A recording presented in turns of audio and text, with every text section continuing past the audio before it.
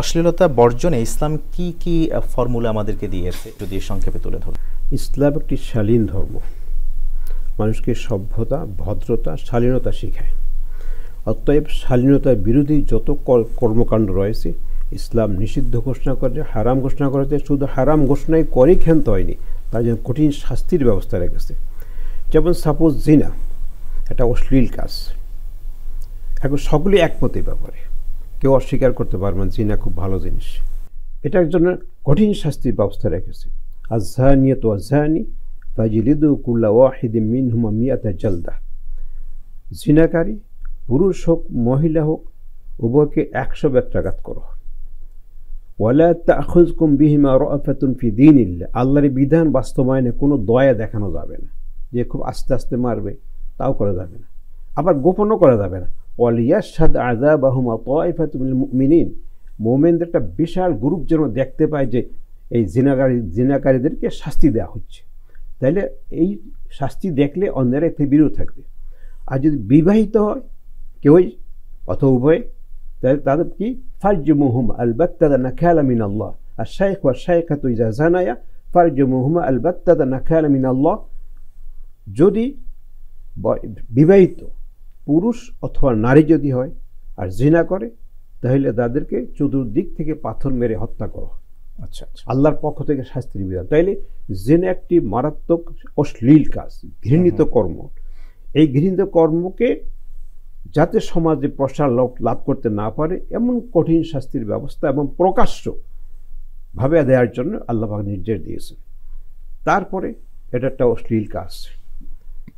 ইসলামের বিধানগুলো আমি যদি দেখতে পাই, প্রত্যেকটা বিধান অশ্লীলতাকে বাধা দেয়। যেমন ইন্না সলাতা তানহা আনিল ফাহশাই ওয়াল মুনকার, সলাত প্রতিদিন আমরা 5 ওয়াক্ত সলাত আদায় করি।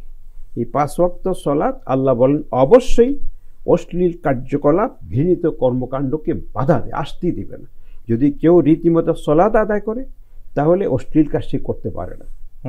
আমরা সওমের ব্যাপারে দেখি, রোজা যেটা রাসূলুল্লাহ সাল্লাল্লাহু আলাইহি ওয়াসাল্লাম বলেছেন, ইদা সম কানা ইয়াউমু সাওমি আহাদকুম ফালা ইয়ারফুস ওয়ালা ইয়াসখাব, যদি কেউ তোমাদের রোজা রাখে অশ্লীল কার্যকলাপ করবে না, ঘৃণিত কর্মকাণ্ড করবে না, হই হল্লা করবে না, চেঁচামেচি করবে না। তাইলে রোজা বাধা দিচ্ছে। হজের কথা বলি, সেখানেও অশ্লীল কার্যকলাপ নিষেধ করা হয়েছে, যে তোমরা যদি হজ করে ফালা ইয়ারফুস ওয়ালা ইয়াফসুক, যে অশ্লীল কার্যকলাপ করবে, ঝগড়া বিবাদ করবে না। মান হাজ্জা ওয়ালাম ইয়ারফুস রাজা কা ইয়াউমিন ওয়ালাদাতহু উম্মুহু, যে ব্যক্তি হজ করলো অশ্লীল কার্যকলাপ করলো না, সে এমন নিষ্পাপ হয়ে ফিরে আসবে যেমন আজকে তার মা তাকে জন্মগ্রহণ করেছে, এমন নিষ্পাপ হয়ে যাবে। তাইলে প্রত্যেকটি আমলের মাধ্যমে, কাজের মাধ্যমে ইসলাম অশ্লীলতাকে প্রতিরোধ করা, ইসলাম অশ্লীলতাকে বাধা দেওয়ার জন্য বিধানগুলো দিয়েছে। প্রত্যেকটা বিধান দৈনন্দিন যদি এই বিধানগুলি কেউ পালন করে তাহলে অশ্লীলতা অবশ্যই চলে যাবে। যেমন সাহাবা রাদিয়াল্লাহু আনহুম, যে সমাজে অশ্লীল কর্মকাণ্ড ছিল, নারীদের উপর ইজ্জত সম্মান মর্যাদা বলতে কোনো কিছু ছিল না, নিরাপত্তা বলতে কোনো ছিল না, সেই সমাজে মুহাম্মদ সাল্লাল্লাহু আলাইহি ওয়াসাল্লাম ইসলামের বিধান বাস্তবায়নের মাধ্যমে এমন একটি পরিবেশ তৈরি করেছেন, সেখানে কোনো জিনা নাই, কোনো ব্যভিচার নাই, কোনো গীবত নাই, কোনো শিকায়াত নাই, কোনো চগলখড়ি নাই, কোনো কিছু নাই। কোরআন বলে একে অপরকে গীবত করবে না, গীবত চর্চা করবে না। আর গীবত চর্চা হল আয়াউদ্দু আহাদুকুম আইয়াকুল লাহমা আখি মাইতান ফাকারিতুমু ওয়াত্তাকুল্লাহ ইন্নাল্লাহা তাওয়াবুর রহিম। মরা ভাইয়ের গোশত খাওয়া সমতুল্য।